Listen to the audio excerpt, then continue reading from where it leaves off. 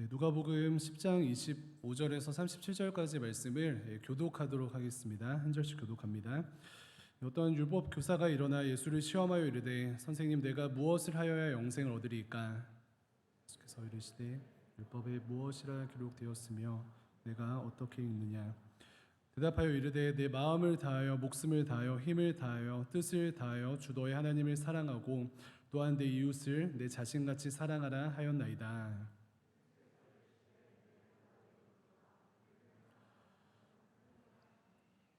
그 사람이 자기를 옳게 보이려고 예수께 여짜오되 그러면 내 이웃이 누구니까?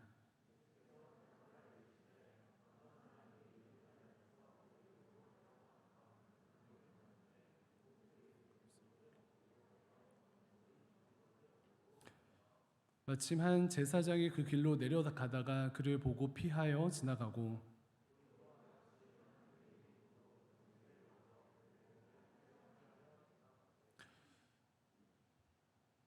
어떤 사마리아 사람은 여행하는 중 거기 이르러 그를 보고 불쌍히 여겨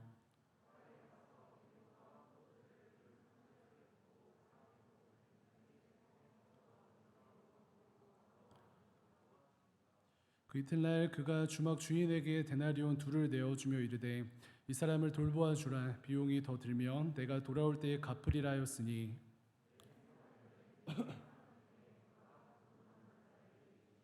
함께 읽겠습니다.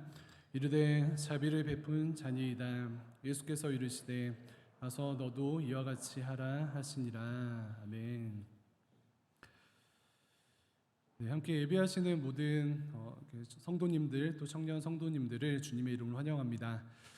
네, 더함 수련회가 계속해서 진행되고 있고 또 지 목사님이랑 이야기해 보니까 한 2시, 3시쯤에 이제 출발을 하시고요. 또 귀한 시간을 보내셨고 또 은혜 가운데 이렇게 돌아오신다고 합니다. 계속해서 기도해 주시고 또 함께 해 주시기 바랍니다. 함께 예배하시는 모든 분들 주님의 이름으로 축복합니다. 가정의 달을 이제 보내고 있는데 5월도 이제 2주밖에 남지 않았죠. 가정의 달 어떻게 잘 보내고 계십니까?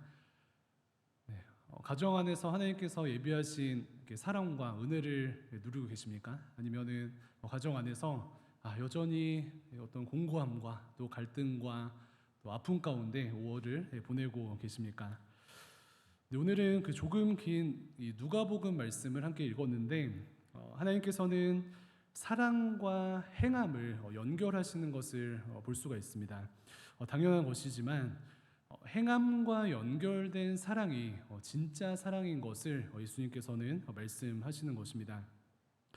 본문 가운데 한 율법 교사가 예수님께 묻습니다. 어떻게 하여야 영생을 얻을 수 있습니까? 라고 묻는데요. 예수님의 대답은 무엇입니까? 율법에 무엇이라고 기록되었느냐라고 되물으시고 율법 교사는 내 마음을 다하며 목숨을 다하며 힘을 다하며 뜻을 다하며 주 너의 하나님을 사랑하고 또한 내 이웃을 내 자신같이 사랑하라고 구약에 기록되어 있습니다라고 이야기를 합니다. 그랬던 예수님의 대답인데요. 28절 말씀을 보면은 예수께서 이르시되 내 대답이 옳도다 이를 행하라. 네, 이를 행하라. 그러면 살리라라고 말씀합니다.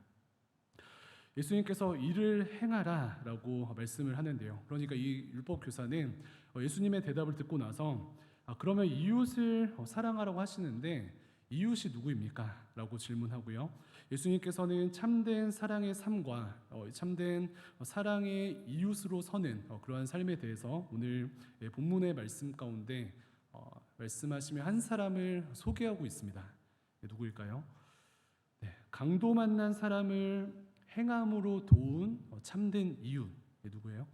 강도 만난 사람을 행함으로 도운 참된 이웃 사마리아인을 소개하고 있습니다. 이 한 사람을 소개하면서 예수님께서 행하는 사랑의 중요성에 대해서 말씀하고 계시는데요. 전체적인 줄거리는 이렇습니다. 어떤 사람이 예루살렘에서 여리고로 내려가다가 강도를 만납니다. 강도들은 그 사람의 옷을 벗기고 때려 거의 죽게 만드는데요. 그런데 그 죽어가는 사람을 그냥 버려두고 떠나갑니다. 옷을 벗기고 이제 그 갈취를 당했다라고 기록이 되어져 있을 때에 당시 옷이라는 것은 지금의 어떤 자동차와 비슷한 그 정도의 어떤 부를 이야기하는데 상당한 재산이었기 때문에 한 시민이 자동차와 같이 값비싼 것을 이제 갈취당하고 죽을 상태로 버려져 있는 그러한 상황입니다. 그런데 예수님 당시에 이 사건이 일어났던 이 장소를 좀 생각해 보면은 예루살렘에서 여리고로 내려가는 이 공간은 굉장히 위험한 어떤 이제 공간으로서 피로 가득한 길이라고 불렸습니다. 그래서 피로 가득한 길인데 쉽게 말하면 피의 밭이다라고 불릴 정도로 굉장히 위험한 그러한 지역이었습니다. 로마 정부의 그 압제 가운데 세금을 내지 못했던 사람들이 주변에서 막 떠돌이 생활을 하고 있었는데, 그러다가 재정적으로 좀 힘든 삶을 살아가니까 주변에 지나가는 사람들을 강탈하고 또 강도짓을 하면서 그렇게 생활을 유지하는 그 지역이 굉장히 위험한 지역이었던 것입니다. 그래서 오고 가는 사람들의 물건을 빼앗고 혹은 심지어 목숨까지도 위협하는 그러한 위험한 지역입니다. 그래서 강도 만난 사람이 이 공간에서 죽어가는 상태로 이제 이렇게 내버려지게 되었는데, 오늘 본문 말씀을 보니까 존경받는 종교 지도자인 제사장과 또 제사장을 돕는 레위인은 이 강도 만나서 죽어가는 그 사람을 어떻게 합니까? 보고서 피하여 지나갑니다. 이 강도 만난 사람을, 죽어가는 사람을 보긴 하였는데 보고서 피하여 지나갑니다.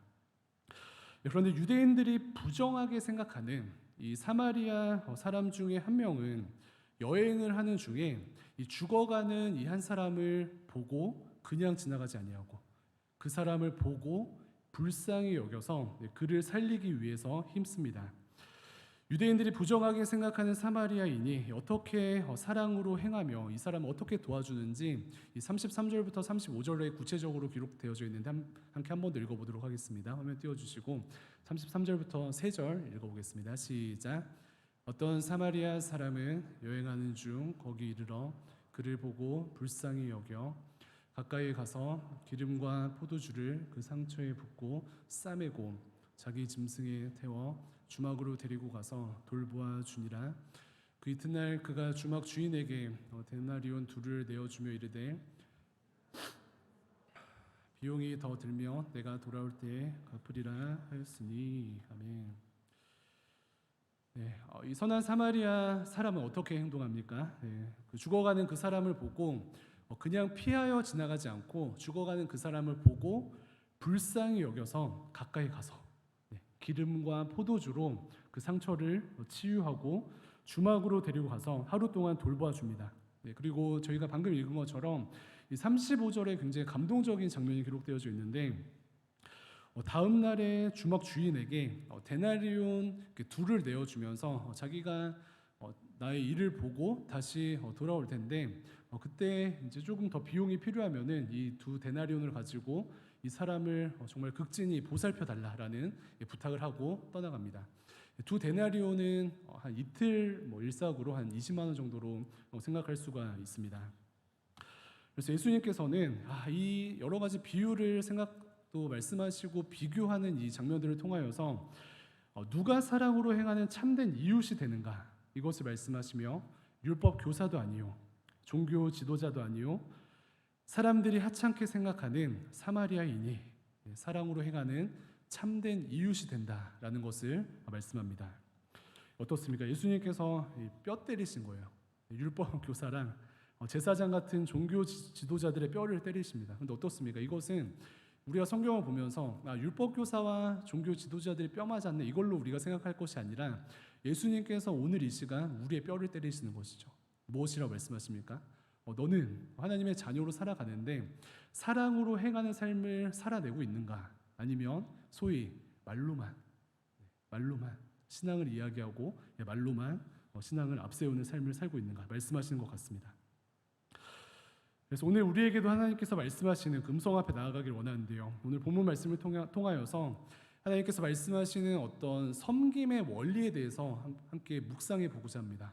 이 월을 통과하며 또 우리가 속한 모든 곳에서 섬김의 아이콘으로 모든 청년 성도들이 서 있었으면 좋겠는데, 하나님께서 말씀하시는 섬김의 원리가 무엇인가 말씀을 통해서 묵상해 보고자 합니다. 먼저 우리가 기억할 것은 청년 성도된 모든 섬김이들은 잘 반응해야 된다. 이 영적인 원리입니다. 어떻게 해야 된다고요? 잘 반응해야 됩니다. 잘 반응해야 됩니다. 말씀 함께 읽어볼 텐데 31절부터 33절까지 세 절 한 번 더 읽어보도록 하겠습니다. 31절부터 세 절 시작. 마침 한 제사장이 그 길로 내려다가 그를 보고 피하여 지나가고 또 이와 같이 한 레위인도 그곳에 이르러 그를 보고 피하여 지나가되 어떤 사마리아 사람은 여행하는 중 거기 이르러 그를 보고 불쌍히 여겨. 네, 이 세 절에 이 세 사람의 공통점도 있고 차이점이 있는데 혹시 발견하셨습니까? 네, 성경책을 이제 보고 계신 분들이 이 세 절을 딱 보셨을 때 이 종교 지도자 그리고 제사장, 레위인 그리고 선한 사마리아 이 사람이 이 죽어가는 강도 만난 사람을 보았을 때 반응하는 이 반응의 과정을 보면서 공통점이 있고 차이점이 있는데 그것을 발견하셨습니까? 한번 찾아볼까요? 어떻습니까? 길을 가다가 공통점이라 할 수 있는 것은 이 세 사람 모두 길을 가다가 죽어가는 강도 만난 사람을 보았다. 이것이 공통점이에요. 이 세 사람 다 동일하게 죽어가는 그 사람을 보았습니다. 이것이 우리에게 시사하는 바는 무엇입니까? 보는 것은 누구나 한다는 거예요. 우리가 살아가면서 또 청년 성도로서 살아가면서 우리의 삶 가운데 보는 것은 누구나 합니다. 그러나 중요한 것은 반응입니다. 무엇을 보았느냐, 무엇을 보지 않았느냐, 그것보다 중요한 것은 무엇을 보고 나서 우리가 어떻게 반응하는가, 이것이 우리의 정체성을 결정한다는 것이죠. 차이가 무엇입니까? 제사장과 레위인은 죽어가는 그 사람을 보았기 때문에 피하여 지나간 것 같아요. 보았기 때문에 피하여 지나갔지만 사마리아 사람은 그를 보고 피하여 지나가지 아니하고 그를 보고 반응하였습니다. 어떻게 반응하였어요? 그를 보고 불쌍히 여겼다. 죽어가는 그 사람을 보고 불쌍히 여겼다라는 온전한 반응을 행하였습니다. 사랑하는 청년 성도 여러분, 지금 나의 삶 가운데 소위 내 눈에 밟히는 누군가가 계십니까? 그를 보고 피하여 지나가십니까? 아니면은 그를 보고 불쌍히 여기는 반응을 행하십니까? 반응이 너무나도 중요하죠. 특별히 가정 안에서도 형제, 자매, 그리고 부모님 혹은 결혼하신 분들은 자녀들의 어떤 삶이 보이십니까? 그리고 보이는 가운데 어떻게 반응하십니까? 그들의 삶이 보여서 피하여 지나가십니까? 아니면은 그들의 삶이 보이기 때문에 예수 그리스도의 심장을 가지고 불쌍히 여기십니까? 우리가 우리의 삶 가운데 보이는 것에 의하여서 어떻게 반응하는가, 그것을 결정하게 되면은 하나님께서 우리를 사용하셔서 우리의 삶 가운데 우리의 속한 모든 곳에 샬롬을 허락하실 것인가, 아니면은 곤고함을 그대로 내버려 두게 하실 것인가, 그것을 결정하십니다. 그래서 우리가 할 일은 내가 보는 그 무엇에, 또 내가 보는 그 누군가에게 온전히 반응하는 것입니다. 영어 단어 중에 그 책임이라는 단어가 있는데요. 책임이라는 단어의 그 영어 단어가 무엇이죠? 너무 쉬운 단어. 알로 시작하는 책임이라는 영어 단어 무엇입니까? responsibility라는 단어가 있죠. 그런데 이 단어는 responsibility, 이 response, 반응하다라는 것과 ability, 능력이 이제 합쳐진 단어인데요. 그래서 반응의 능력이라는 것이 책임감으로 이야기할 수 있습니다. 이해되십니까? 그래서 책임감을 가진 사람들은 어떻게 반응하느냐, 이것이 연결되어 있다는 거예요. 그래서 반대로 이야기하면은 제대로 반응하는 사람은 책임감이 있는 사람이다, 이렇게 이야기할 수 있습니다. 그래서 내가 보는 모든 것, 그리고 하나님께서 특별히 보여주신 그 누군가에 대해서 나는 어떻게 반응하는가, 하나님께서 보여주시고 우리가 보기 원하셔서 우리의 삶 가운데 허락하여 주신 우리가 보는 모든 것들 가운데, 보는 모든 사람들 가운데 나는 어떻게 반응하는가, 그것에 따라 우리의 책임감이 결정됩니다. 제가 청년들 이렇게 보니까 이제 청년들뿐만 아니라 성도님들께서도 하나님께서 이러한 은사를 주신 분들이 많이 계세요. 저 사람의 저분의 어떤 아픔이 무엇이지? 저분의 어떤 두려움이 무엇이지? 저분의 연약함이 무엇이지를 잘 보게 하시는 은사를 주신 분들이 계신 것 같아요. 내가 그렇다 이런 분 계세요. 그래서 어떤 말 한마디 딱 해보면은 혹은 이렇게 눈빛만 보면은 이렇게 태도 하나만 보면은 저 사람의 어려움이 무엇인지 아픔이 무엇인지 잘 보는 것이 가능한 분들이 계십니다. 근데 그러한 분들 가운데서도 사실 세 가지 반응으로 나뉘는 것 같아요. 어려움과 아픔을 보고 오늘의 본문처럼 보고 피하는 자들, 보았기 때문에 피하는 자들. 그리고 두 번째는 악용하는 자들. 상대방의 아픔과 어려움이 잘 보이기 때문에 그것을 아전인수격으로 이제 악용하는 것이죠. 세 번째는 무엇입니까? 세 번째 부류의 사람들은 보았기 때문에 잘 보이기 때문에 그들을 불쌍히 여기고 그들에게 사랑으로 행하는 이러한 세 번째 부류의 사람들이 있는 것 같습니다. 그런데 보고 불쌍히 여기는 잘 반응하여서 책임을 다하는 청년 성도들을 하나님께서 사용하시는 것 같아요. 그래서 내가 속한 가정 안에서 또 직장 안에서 학교에서 이 교회 안에서 다른 사람들을 보고 어떻게 합니까? 잘 반응하는 거예요. 잘 반응하심으로 하나님께서 예비하신 샬롬의 은혜를 여러분들을 통하여서 누리시고 삶 가운데 은혜로 충만하시는 우리 모두가 되었으면 좋겠습니다. 그렇다면 예수님께서 말씀하시는 찐 사랑 그리고 진짜 이웃의 섬김의 원리는 잘 반응하는 것인데 그렇다면 우리가 삶 가운데 잘 반응하지 못하게 하는 요인이 무엇일까 생각해 볼 수 있는 것 같습니다. 무엇이 있을까요? 두 가지를 좀 오늘 본문을 통해서 알 수가 있는데 잘 반응하는 것이 사랑으로 행하는 온전한 청년 성도의 삶이 되는데 그것을 방해하는 잘 반응하는 것을 방해하는 두 가지 요인이 무엇일까요? 먼저는 신앙과 삶이 일치되지 않는 그러한 삶의 모습이 방해물이 됩니다. 오늘 본문 말씀 가운데 이제 세 명이 이제 비교가 되고 있는데 제사장과 레위인의 모습이 어떻습니까?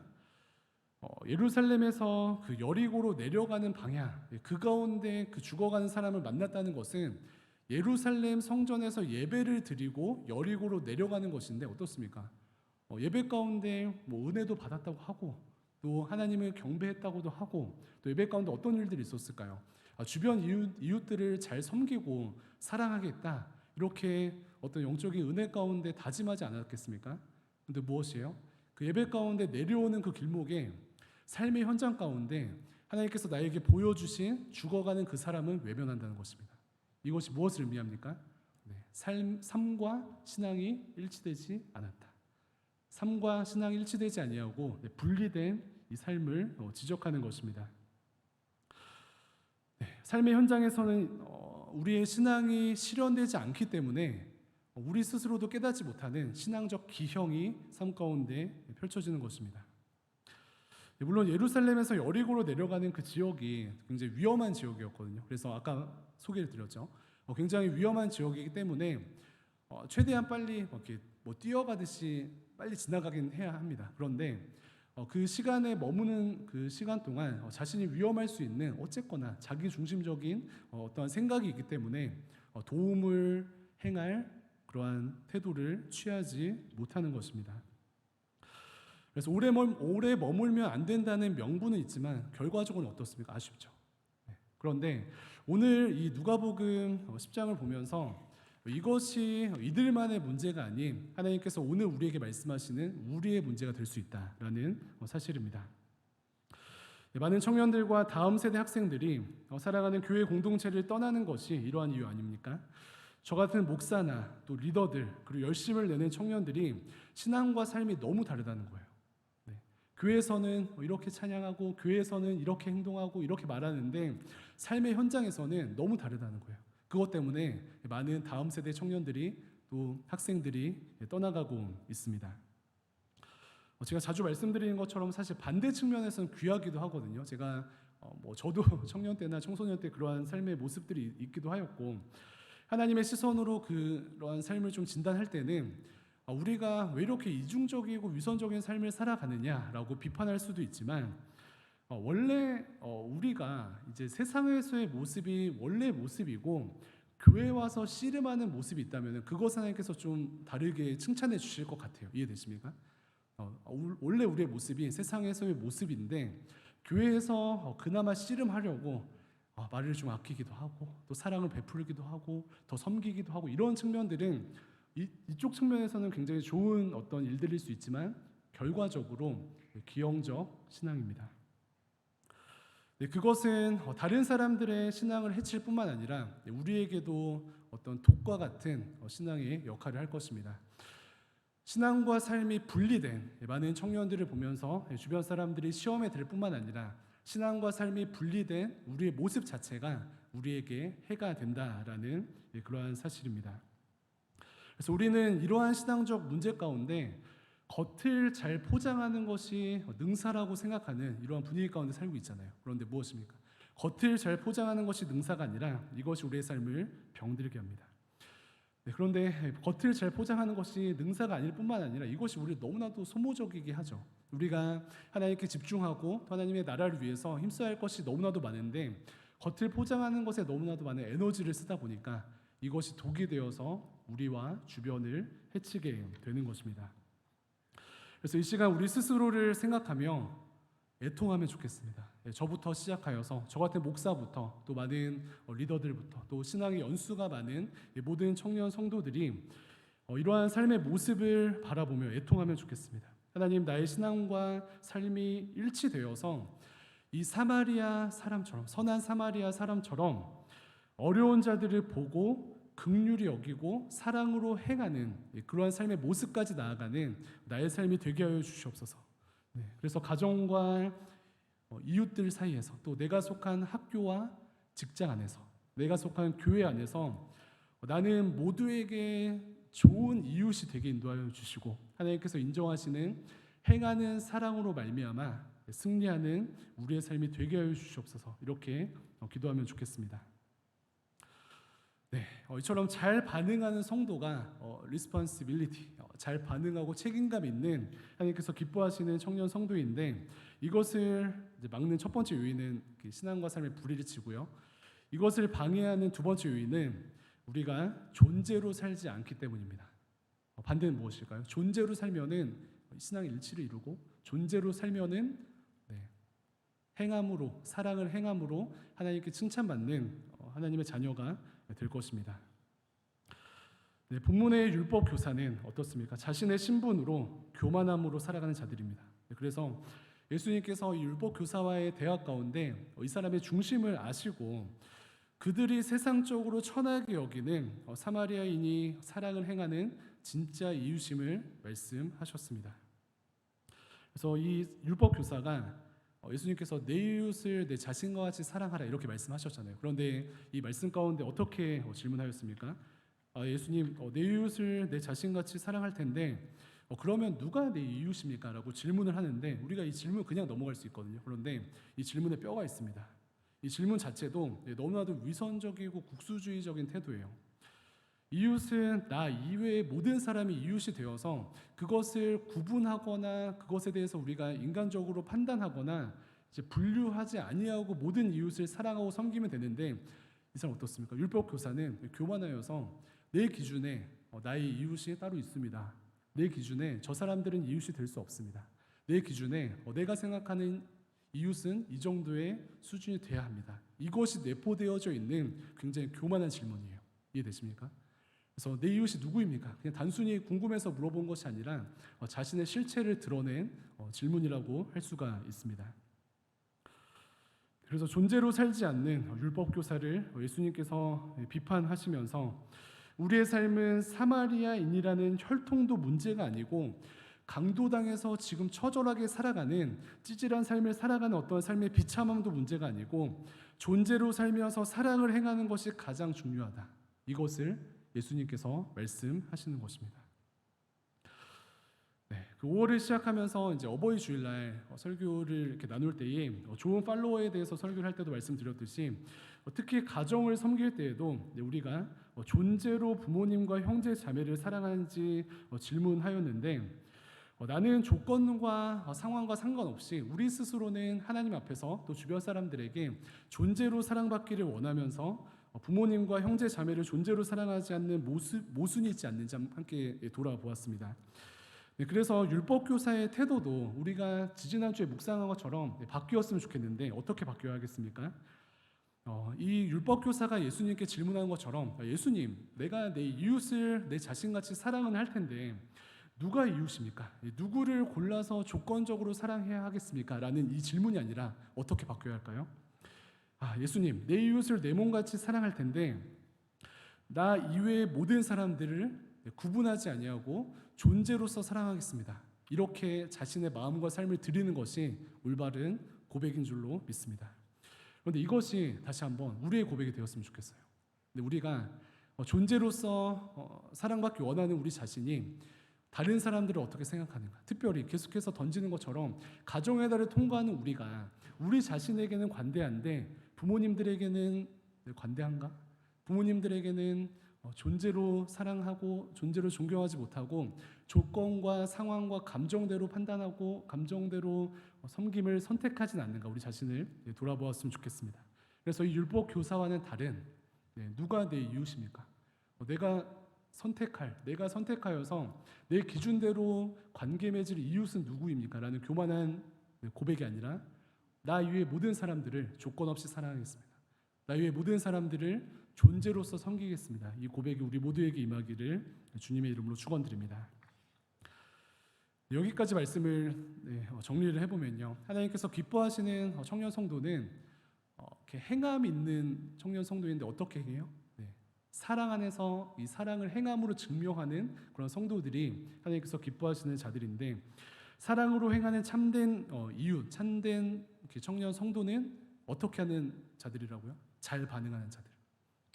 잘 반응하는 자들. 그런데 잘 반응하기 위해서 두 가지 권면 드렸습니다. 신앙과 삶의 일치, 그리고 나와 주변을 존재로 사랑하기.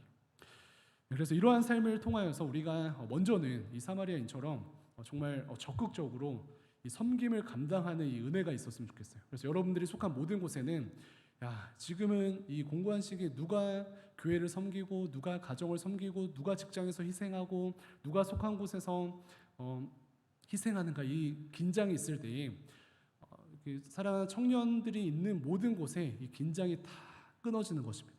그래서 여러분들이 속한 모든 곳에 내가 사랑으로 섬기고 행하는 이 은혜의 역사가 일어남으로 말미암아 하나님께서 예비하신 은혜가 또 샬롬이 퍼져나가기를 소망합니다. 그런데 한 걸음 더 좀 구체적으로 이 행함의 삶에 대해서 이제 권면을 드리고 말씀을 마치려고 하는데요. 그러한 삶을 적극적으로 살아낸 이 사마리아인이 이 과정 가운데 취했던 구체적인 어떤 태도가 있습니다. 이 태도를 우리가 생각해 보면 하나님께서 기뻐하시는 섬김의 어떤 밸런스를 좀 이렇게 세팅해 보면 좋겠는데, 앞서 읽은 것처럼 이 사마리아인이 그 사람을 치유하고 돌보는 과정을 한번 다시 리뷰를 좀 해볼게요. 그를 보고 불쌍히 여겨 가까이 가서 기름과 포도주로 상처를 치유하고 주막으로 데리고 와서 하루 동안 돌봅니다. 그리고 다음 날 주막 주인에게 데나리온 둘, 한 20만 원 정도를 내어주면서 이 돈으로 이 사람을 좀 돌봐주고 더 필요하면은 내가 나의 할 일을 하고 다시 돌아올 텐데 그때 부족한 것을 채워주겠다라고 약속을 하고 자기 갈 길을 떠납니다. 여기서 우리가 어떤 건강한 섬김에 대한 원리 하나를 발견할 수 있는데 발견하셨나요? 그래서 사랑으로 행하는 이 사마리아인의 디테일을 보면은 사랑으로 행하며 완전히 섬기지만 나를 해치지 않는다. 이 디테일이 있습니다. 발견하셨어요? 사랑으로 행하는 이 완전한 행함을 보이지만 조건은 나를 해치지 않는다. 이것이 조건이에요. 두 마리 토끼를 다 잡는 것이죠. 사마리아인은 이틀 동안 물심양면으로 연약한 자를 돌보았지만 자신의 일을 하고 다시 오겠다. 이것이 보이십니까? 네.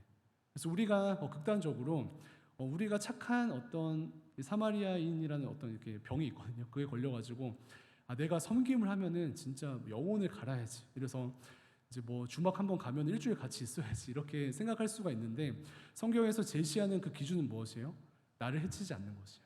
이것이 건강한 어떤 경계가 되는 것입니다. 이틀 동안 정말 물심양면으로 그 사람이 회복되는 것에 100% 초점을 맞춰서 이 사람이 회복되는 것에 마음을 쏟습니다. 두 데나리온까지 주잖아요. 그런데 조건은 나를 해치지 않는다. 내가 할 일을, 그게 뭐 여행일 수도 있고 어떤 약속이 있었을 수도 있는데 그것을 침해하지 않고 나의 사명을 감당하겠다. 이러한 건강한 밸런스를 보게 됩니다. 이렇게 되면 어떻게 될까요? 소진하지 아니하고 하나님의 뜻을 온전히 이룰 것 같아요. 그래서 우리 모두에게 가정을 섬기고 교회를 섬기고 또 내가 속한 모든 곳에서 열심으로 또 사랑으로 행하는 것을 이제 결단하시는데 조건이 무엇이에요? 여러분들을 해치지 않는 것입니다. 물론 이 희생의 원리를 잘못 적용하여서 적당히 희생하고 적당히 사랑하고 이런 측면이 아니에요. 이 사마리아인이 얼마나 최선을 다해서 완벽하게 그 사람을 치유하고 섬겼는지 우리가 보았잖아요. 근데 조건은 나 자신을 해치지 않는 것입니다. 그렇게 되면 우리가 스스로 소진되지 아니하고 흔들리지 아니하고 이 영적인 밸런스를 맞추면서 계속해서 그 일을 감당할 수 있을 것입니다. 그런데 그렇게 하지 못할 때에 갑자기 뭐 이상한 영웅 심리를 가지고 했다가 이제 사라지는 거죠. 이제 더 이상 이렇게 섬길 수 없는 어려움이 생길 것입니다.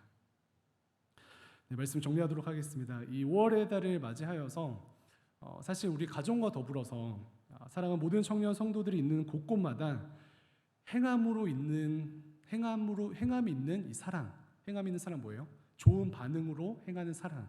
이것이 이루어져서 여러분들 때문에 예수 그리스도의 사랑이 퍼져 나가기를 주님의 이름으로 축원드립니다. 그런데 무엇이요? 신앙과 삶의 일치와 또 존재로서 사랑하는 이 두 가지 태도를 섬기는데 한 가지 조건, 디테일 무엇이었습니까? 중심에 어떤 밸런스가 있는가? 내 삶을 지나치게 해치지 않는 것. 지나친 영웅 심리를 가지고 나 자신을 해치면서 그 하나님께서 기뻐하시는 밸런스를 깨지 않는 것. 이것이 우리가 섬기는 영적인 밸런스가 될 것입니다. 그래서 나 자신을 사랑하는 것이죠. 그래서 이웃을 사랑하지만 다시 한번 오늘 말씀에서도 내 이웃을 내 자신같이 사랑해라. 전제가 무엇이에요? 여러분들을 사랑하는 것입니다. 그래서 5월 한 달 동안 부모님을 섬겨야지, 주변을 섬겨야지 이러한 결단도 좋지만 이전에 돌아보아야 할 것은 그러한 결단만큼 나를 돌아보는가? 그리고 나를 해치지 않는가? 하나님께서 바라보시는 시선으로 나 자신을 바라보는가?